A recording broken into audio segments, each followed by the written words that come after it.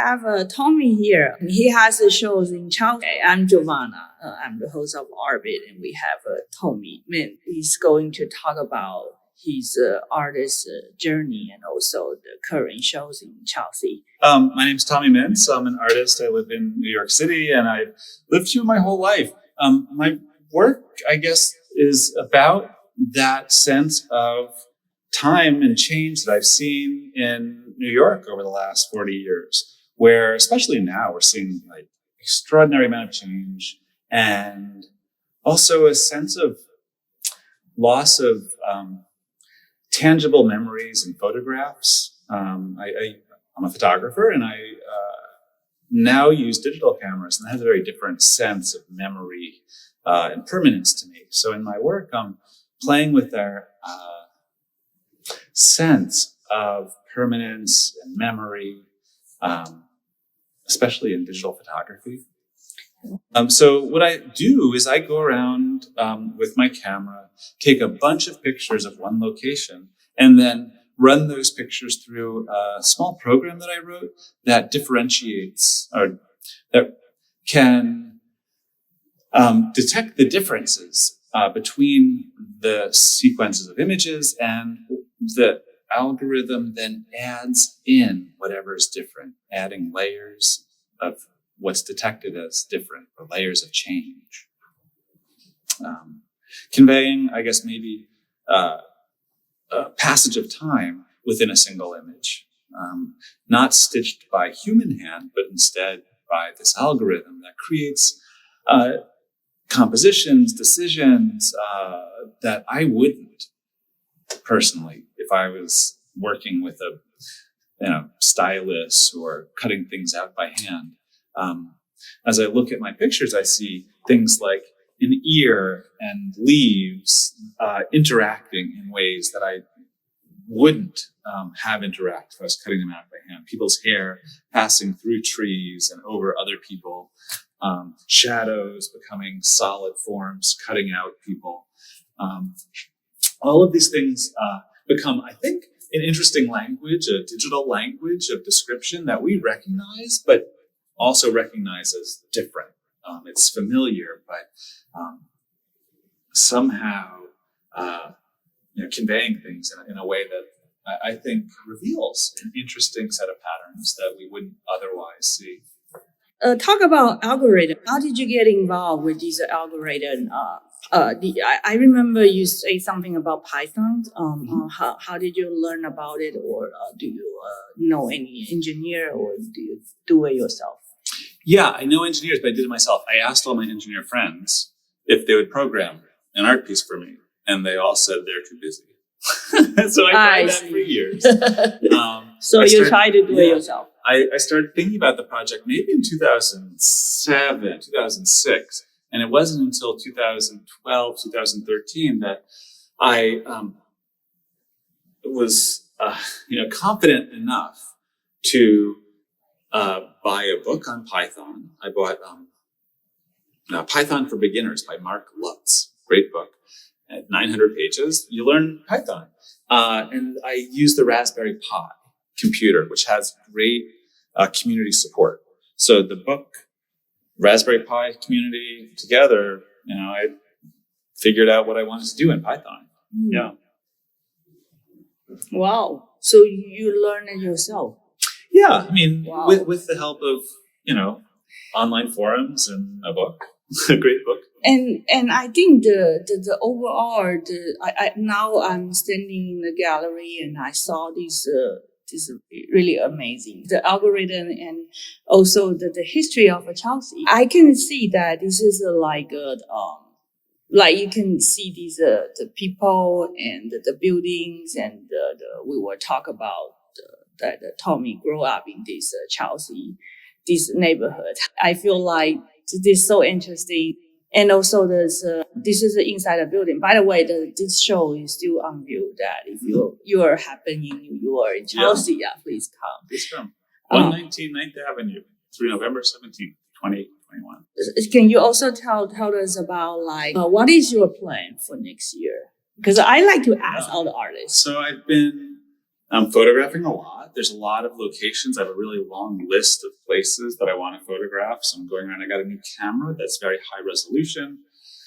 So I've been photographing old locations anew because there's new things that are revealed actually with this high resolution camera and the detail that shows up. It's a whole new piece when I rephotograph an old location. Also, things are changing so much that I go back to old locations. So photographing a lot. I also have been working on other work. I've been drawing. I've also been working with groups of artists on collaborative projects. And geez, I guess this year I'm hoping to also approach my live generating installation. I have a version of the automated digital photo collage. The automated digital photo collage can either be run after the fact on a set of images, or it can be run on a set of images as they're being captured live on a Raspberry Pi. And Raspberry Pi company just came out with a very high resolution camera for the Raspberry Pi. So I got one of those. Raspberry Pi camera. Raspberry Pi camera. So the Raspberry Pi computer has a ribbon cable that you can connect. I like that because we get tired with Apple, especially. Absolutely. Well, and also you can't leave your so we have a Raspberry. You can't leave your expensive Apple computer outside or at a gal. Just so like the Raspberry Pi is battery powered. You drag it around with you. It's not a big deal. You generate things on the street. It's very exciting to have that instant thing going on. And now this new camera, what I've been doing is generating pinhole with this. So I just make a pinhole instead of a lens on it. And it creates a very abstracted, blur soft form that it's very different than the amount of detail, maybe the opposite. Here I'm going for like very high resolution with my high resolution camera, but then also I have this old, like vintage style. Exactly. And like layering those with the digital. It's been real exciting. So I have that installed in the window right here, live generating during the show. So people who walk by are incorporated into this collage that's been generated the whole time the show has been installed. Wow. In the corner there. Yeah. So that's something I'm planning on working on more. I just got it set up for the show, and now it's very exciting to think about that. Really looking forward. Oh, thanks. I think that another really interesting thing that I'm thinking about doing this year is continuing to print using pigment transfer processes. So if you just have a regular inkjet printer at home or in your studio, you can print onto a plastic substrate sold by Expressions. The name of the product is Transferease by Inkaid, I think is the name of the company. You should Google that before putting it up online. And they make a product that you could print onto and then transfer the pigment off of onto another surface. So I have a couple of prints in this show that I did small, but thinking about that Jasper Johns show we just went to see, and the multi-lithograph panel that we were looking at with like 8 of the same thing repeated but tiled. I'm thinking about doing pigment transfer tiles. So a very large print made from multiple small pigment transfers. So giving the edges and frames a whole nother level of interaction, maybe physically. So it was great to see that Jasper Johns show. If there's one thing to tell everybody, is go to the Whitney. I know. And then, by the way, there's another show that's a Tommy Mintz show, just like 2 blocks away. Yeah. My show. Exactly. What influenced you as a photographer? And I know you're a teacher. You teach photography. Yeah, I mean, I love studying photography too. And there's a lot of photographers whose work I absolutely adore. So as a photographer, like I really think of myself as a street photographer. Carolyn Levitt is maybe my favorite. Gary Winograd's right up there. This idea of just finding moments on the street, coming upon them, and being a fly on the wall is something that I identify with.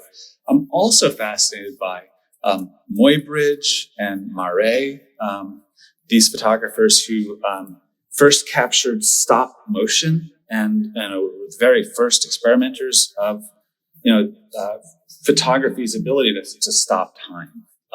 And Marais in particular in France, and want to say 1880s, had a camera that could take multiple pictures of a person or an animal moving, and the image would appear overlaid upon itself multiple times. Beautiful, very similar to what I'm doing, but with the chemical, physical, photographic process. And also, reaching back even further, I've been thinking a lot about Louis Daguerre, who invented the Daguerreotype, right, the early photographic form.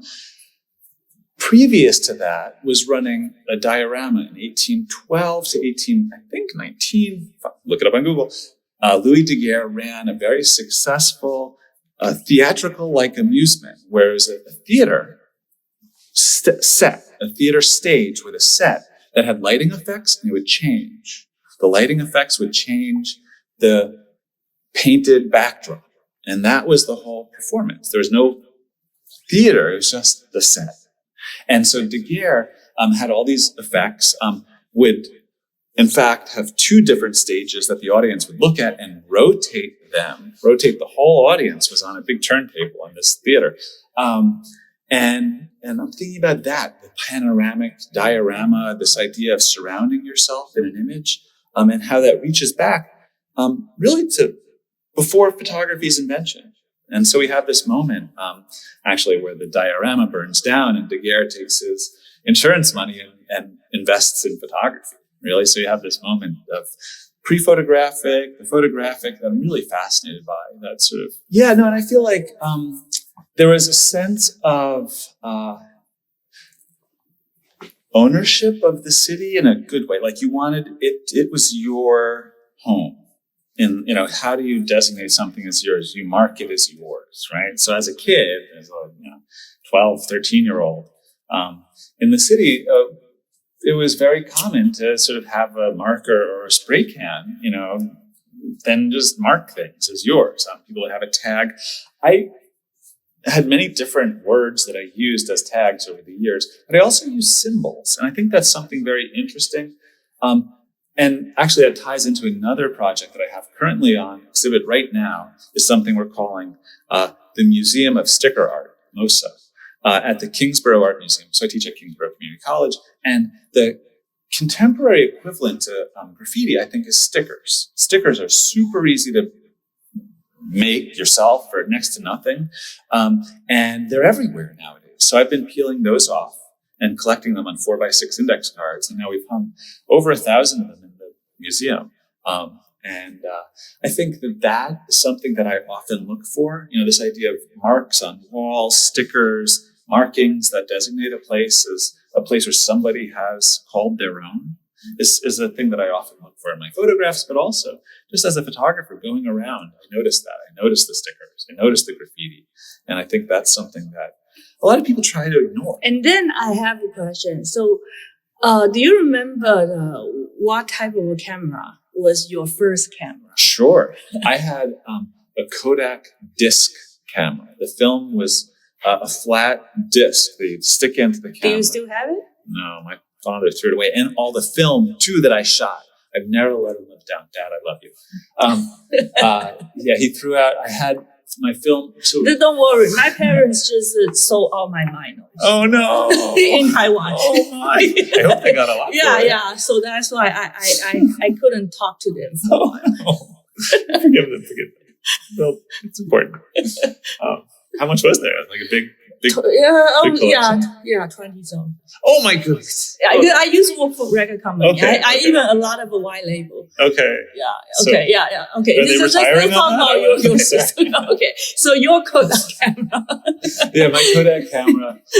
I remember spending all my money that I had on film and developing. You have to send your film in and wait a week for 2 weeks for it to come back. And that was some of the best Clark films where you'd send it in for $3 for development. And gosh, what did I do with those pictures? One of the things I did with them, I remember we moved when I was in 6th grade, so I must have been in 6th grade when I did this, into a place here where we had a basement, a cellar in New York. So like, wow. So I had a workspace that I could do things in. And I had an old, my father had soldering tools. I don't know, he taught me how to solder. So I was soldering pieces of an old umbrella together and then suspending pictures from photographs that would dangle around. So that was some early sculptural stuff. So I was always interested, I guess, pushing the sort of way that we view pictures off of, the page, the album, the sort of print into something else that, is substantial in a way that, and I'm thinking once again about the show, wonderful Robert Rauschenberg show we just saw at the Whitney. And we were talking about I'm going to pronounce it wrong, the catenary series of this sort of strings that are dangling off of the, off the canvas, if you will, just sort of sculpturally projected out into space. And maybe I saw that. Maybe I saw Alexander Calder. I know I saw a lot of Alexander Calder as a kid. He was at the Whitney, with the circus that was always on display. I don't know if you've seen Alexander Calder's Wire Circus, but that was definitely an influential thing to me. I'm very influenced by Red Grooms. Jasper Johns for sure. I remember that American flag painting from when I was a kid. Another thing that blew my little mind when I was a kid was Red Grooms' Subway. It was a subway car that was life-size, cutouts of cardboard painted, sort of cartoonish and otherworldly. And you'd walk through the doors, cardboard doors would slide open and walk into the space. And that must have been in the Whitney Biennial, 1984 or 1986. Maybe it was not even a biennial then, it's every year. I don't know. But I don't think I've sort of done exactly that, but I do think this idea of in creating a space for people to view a full view of take on the world. Red Grooms' cartoonish take. Or here we have this Daguerrean, maybe, take, or digital Daguerrean take of diorama on the world. I don't know. I think I have a lot of influences. Louis Daguerre, French inventor of photography, of the Daguerreotype. Yeah. And actually, one of my favorite pieces, I think, is influenced by the Dalai Lama. Jean-Claude and Christo were these pair of artists that, maybe most famously draped the Reichstag in cloth, and recently the Arc de Triomphe in Paris, right? 2003, maybe. It's not long after the Dalai Lama was here, so I associate them in my mind. They made these sculptures called the Curtains in Central Park, were you here for that? It was so wonderful. Orange fabric draping down that you'd walk through, and it was very meditative. And I thought it was very much about Buddhism and the Dalai Lama. I would feel like photography is like a meditation. Everything that you see is like meditation. That's my point of view, because I was a film student. Yeah, but another of my favorite photographers, this guy Stephen Shore, who's a contemporary photographer. He landscape. One of the things he talks about is and maybe this is also Joel Meyerowitz who says this in another videos that I show my classes. Being a photographer is existing in a heightened state of awareness. You want to pay attention to everything, because that's how the camera records. Normally, with our eyes and our sort of senses, we have a tunnel vision. We have a focus on what's directly in front of us. The camera has equal recording all over the frame. And so to change our perception from this tunnel vision, this sort of very small point of attention, and spreading it wider, I think is very much like meditation and, like photography. Yeah. It's a really great morning, and we walked to the Jasper Johns, and now I see your photography, and this is still on view. That if you come to Chelsea, don't forget to check Whitney Museum, but Jasper John, and don't forget to check Tommy Mintz this show. Can you say that the name of this exhibition? This is Time After Time.